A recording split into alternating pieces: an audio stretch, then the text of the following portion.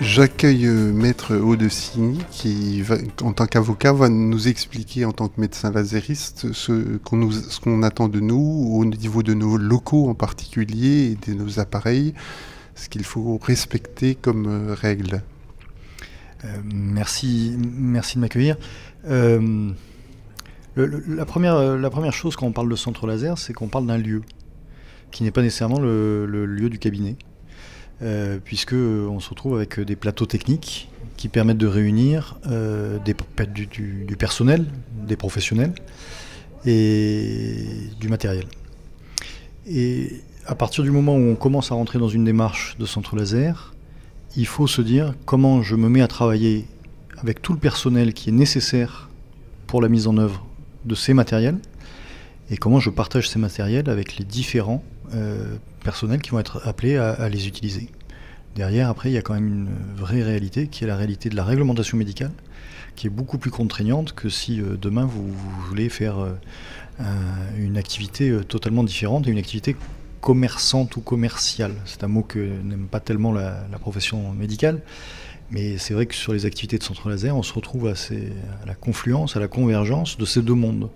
D'une logique économique, parce que ces matériels coûtent très cher, et donc de la nécessité en face d'avoir des produits et des ressources pour non seulement payer les emprunts si on passe par emprunt, payer les locations financières si on passe par la location financière, bref, payer ce matériel, payer le personnel qui le met en œuvre, payer la maintenance, et aussi parce que quand même, même les médecins, même s'ils ne sont pas commerçants, pensent à ça, tirer un revenu pour pouvoir vivre de cette activité.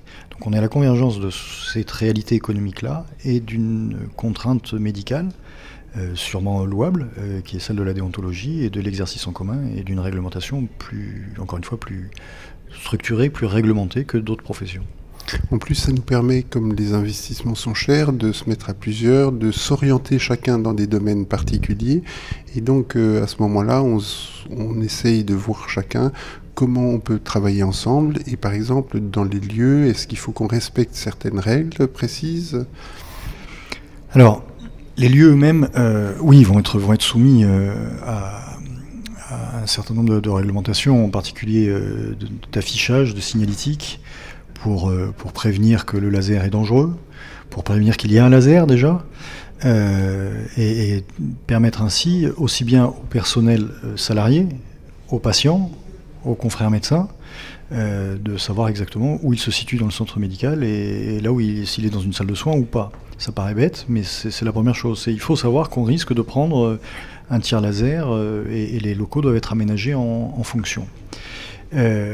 Après, il y a des réglementations autres, indépendamment même du centre laser, qui tient à l'accessibilité handicapée, qui va faire que vous devrez faire un certain nombre d'aménagements dans vos locaux, en particulier des chemins de progression pour les personnes malvoyantes, éventuellement des adaptations pour les PMR, les personnes à mobilité très réduite. Donc, tout cela, c'est un ensemble qu'il va falloir penser en amont. C'est pas, on ne commence pas par commander le laser. Après, on se dit dans quel lieu on va le mettre, et puis finalement avec qui on va le faire. C'est exactement l'inverse. On va développer un projet laser avec les confrères, comme vous le disiez, qui peuvent après se spécialiser ou se distinguer en disant moi je vais plutôt aller sur tel type d'activité ou tel type d'activité. Après, on va voir où est-ce qu'on le fait avec tous les aménagements qui sont possibles. Et là, pour le coup, dans le cadre de cette intervention, il est impossible de tous les détailler. J'ai pris les deux plus évidents, qui sont celui de la sécurité et celui de l'accessibilité handicapée. Mais il y a tout un tas de réglementations qui s'appliquent au centre laser, pas que, mais au centre laser, qu'il va falloir raisonner et penser. Pour ça, il faudra nécessairement prendre un conseil. Et justement, à ce niveau-là, souvent, on vous sollicite également pour savoir comment on va s'associer ensemble, sous quelle forme de structure on se met ensemble. Il est très important, je disais tout à l'heure, on est à la confluence du monde économique et du monde médical, et les deux doivent marcher ensemble. Et il est absolument indispensable de prendre un expert comptable. Pourquoi ? Parce que les structurations des centres laser vont nécessiter différentes structures. Vous avez les locaux, vous pouvez acheter vos locaux. C'est ce que font un certain nombre de confrères, ça leur permet d'assurer un petit bout de retraite. Vous allez donc avoir une SCI. La SCI, il va falloir qu'elle ait une comptabilité. Après, vous pouvez avoir simplement partagé les charges.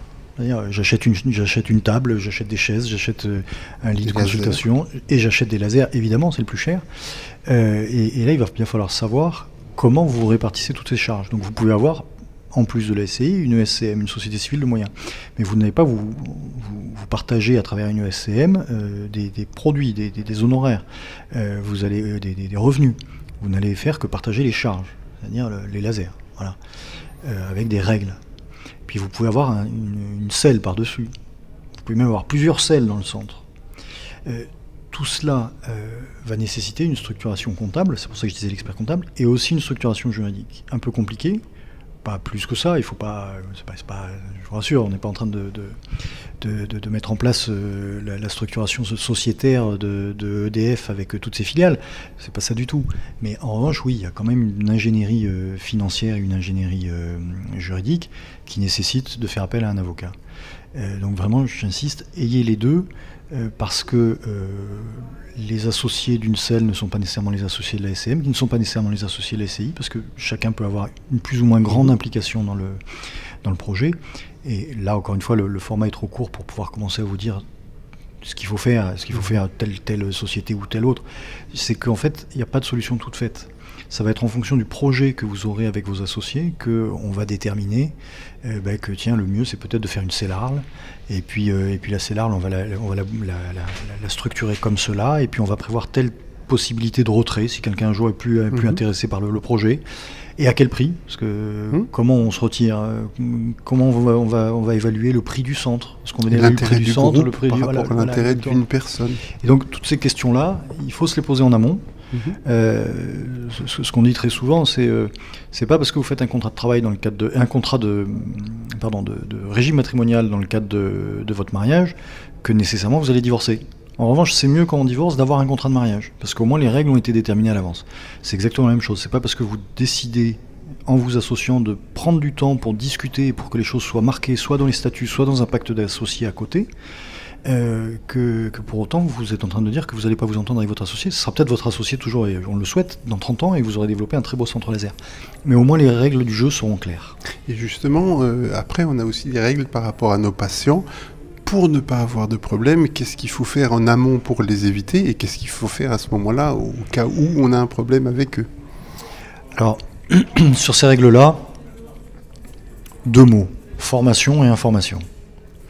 Formation, pour être certain que avec le patient ça se passe bien, il faut être certain de son art médical. Donc être formé, et en particulier quand on parle de centre laser, il faut être formé au dispositif que l'on met en œuvre. Il faut connaître son matériel, il faut savoir pour quel type d'indication il est préconisé, il faut savoir ce qu'on fait avec, et on ne s'improvise pas du jour au lendemain lasériste ou comment dirais-je, assistant, si jamais il y a des assistants dans le centre. Donc c'est formation. Et c'est pour ça que je parlais des assistants, c'est qu'il faut que vous formiez votre personnel aussi. Alors vous m'avez interrogé sur les patients, j'entends bien, mais il se trouve qu'en amont du patient, il faut être formé. Et après information, parce que une fois qu'on est formé, donc on est efficace et qu'on est susceptible de donner des soins consciencieux, pour reprendre les termes de la déontologie médicale, il faut absolument informer le patient, parce que surtout dans les centres laser, on va être assez souvent sur du soin esthétique, et le médecin doit en toute hypothèse, acte thérapeutique ou acte esthétique, il doit en toute hypothèse informer son patient. Il est très important à ce titre qu'il tienne un dossier médical, qu'il tienne la route, et il lui dise exactement à quelle date, comment, ce qu'il a dit à son patient, lui donner une fiche d'information. Voilà, lui donner des fiches d'information sur les actes qu'il va faire. J'ai un cabinet ici à Marseille qui, quasiment pour chaque acte, a une petite fiche d'information qui est dans la salle d'attente. C'est une fiche très généraliste, mais qui permet déjà que le patient, s'il doit attendre un petit peu avant la consultation ou avant l'acte, puisse récupérer. Et voilà, ça fait partie de l'information. Mais derrière, oui, il va falloir peut-être aller plus loin. Si on est sur de l'esthétique, la loi nous fait obligation de recueillir le consentement éclairé du patient. Et pour ce faire, il y a des fiches qui existent, que vous trouverez au Conseil de l'Ordre. Même au niveau de la Société française de dermatologie. La SFD en a aussi, etc. Le but, c'est que là, vous puissiez faire la preuve, parce que là, on est vraiment dans du droit pur, dur même. Il est indispensable que vous fassiez la preuve que vous avez donné une information complète à votre patient, et qu'ayant compris cette information, il consent à l'acte au regard d'un bénéfice-risque normal. Un délai de réflexion. Oui, il y a un délai de réflexion. Alors, c'est toujours pareil. Comment dater très précisément cet acte? Le délai de réflexion, en fait, il va partir à partir du moment où vous pourrez faire la preuve que vous avez bien reçu en consultation pendant 20 minutes votre patient, et que donc vous lui avez délivré l'information que vous aurez, parce qu'il vous aura rendu cette fameuse fiche signée, datée. Alors comme on est dans l'esthétique, on a souvent plus vraiment des vrais patients, mais quelquefois des patients qui deviennent des clients consommateurs et qui peuvent dire « le résultat est insuffisant, me plaît pas », me réclamer quelque chose. À ce moment-là, on a fait appel à vous, on demande qu'est-ce qui se passe, comment on peut faire. Alors, l'idée générale à garder, c'est qu'un médecin, y compris en matière esthétique, est responsable d'une obligation de moyens. C'est-à-dire que vous ne pouvez pas garantir qu'après réjuvénation, la peau sera exactement avec cette texture-là. Ça, c'est pas possible. Vous ne garantissez pas non plus que le traitement que vous allez appliquer va absolument, je vais prendre un cas très simple d'épilation. Alors certes, on connaît tous les phototypes qui vont faire que ça va être plus facile sur certains types de peau que sur d'autres, mais il n'en reste pas moins que on travaille sur de la pâte humaine, et que même si on a bien fait son travail de médecin, on peut avoir des résultats qui ne sont pas exactement attendus. Le type le plus extrême, ça va être une repousse paradoxale. Voilà. Si jamais vous avez ce type d'événement, vous n'êtes pas responsable si jamais vous avez bien fait votre boulot, mais de médecin, avant, qui est celui de pouvoir avoir pris toute connaissance de l'antériorité du patient, avoir ausculté le patient, avoir posé un diagnostic. En matière esthétique, l'obligation de moyens est dite, mais là je ne veux pas être trop juriste, est dite renforcée. C'est-à-dire que il va falloir que vous fassiez la preuve que vous avez vraiment fait tous les actes, une bonne formation. Information. Mais gardez ça en tête. Oui, le patient devenu client dans le cadre d'une relation de soins esthétiques va pouvoir être plus compliqué à gérer. Si jamais vous avez quoi que ce soit, il faut absolument que vous alliez voir avec la moindre réclamation, il faut que vous consultiez soit des syndicats, soit le syndicat de spécialité, soit si vous connaissez un membre du Conseil de l'Ordre, vous pouvez lui poser la question, et un avocat, parce qu'il pourra immédiatement réagir. Là, pareil, la question est trop vaste pour que je puisse aller dans le détail, mais en revanche, gardez une idée, c'est comme vous aurez, c'est ce qu'on disait tout à l'heure, bien rempli votre dossier médical, il est indispensable que dès que vous avez une réclamation, vous allez voir un avocat et que vous le signalez à votre compagnie d'assurance. Et dans le cadre d'une éventuelle action judiciaire derrière, il y aura une expertise, il faut que vous participiez à l'expertise. Il est absolument indispensable que vous apportiez, soit vous directement, si vous êtes physiquement à l'expertise, soit à travers votre expert conseil, si jamais c'est l'expert conseil de la compagnie qui vient vous assister ou vous représenter. Il est absolument indispensable que vous puissiez donner des indications claires sur l'information que vous avez donnée au patient, sur les actes qui ont été posés et sur le colloque. On parle toujours du colloque spécial ou particulier entre le médecin et son patient, mais qu'est-ce qui s'est passé dans ce colloque-là? C'est ça qui va faire que l'expertise va vous être favorable ou défavorable. Donc on voit, pour conclure, que en fait, pour nous aujourd'hui, en tant que médecin, on a quand même un rôle, surtout au niveau de la médecine esthétique et de ces centres laser, de se mettre dans des bonnes conditions en amont pour ne pas avoir de problèmes juridiques, en ayant un local correct, une bonne information de nous-mêmes, de notre personnel, une formation scientifique adaptée, et ensuite de prendre conseil auprès d'un conseiller juridique, d'un expert comptable, d'un avocat spécialisé dans le médical, et de prendre bien nos précautions au niveau des patients, d'éviter des patients qui sont quand même un petit peu compliqués de nos jours, pour éviter d'avoir des problèmes et d'avoir affaire à vous plus souvent, mais on est quand même amené à dialoguer de plus en plus. Faut dialoguer. Je finirai en fait par un maître mot, c'est prudence. Et ne jamais confondre la prudence et la peur. Il n'y a pas de raison d'avoir peur. Il y a des règles, il faut les connaître, il faut les appliquer. La prudence, c'est pas négatif. Oui. La prudence, c'est simplement se poser les questions en amont, se faire conseiller, parce qu'on ne peut pas être bon en tout. Je suis assez mauvais en médecine. Il se trouve que je défends des médecins assez régulièrement, mais je suis assez mauvais en médecine parce que j'ai pas fait d'études de médecine. Mais en revanche, en discutant avec les médecins, j'arrive à prendre moi l'information dont j'ai besoin dans mon activité d'avocat pour pouvoir bien le défendre. Et ben, ce qui est vrai dans un sens est vrai dans l'autre.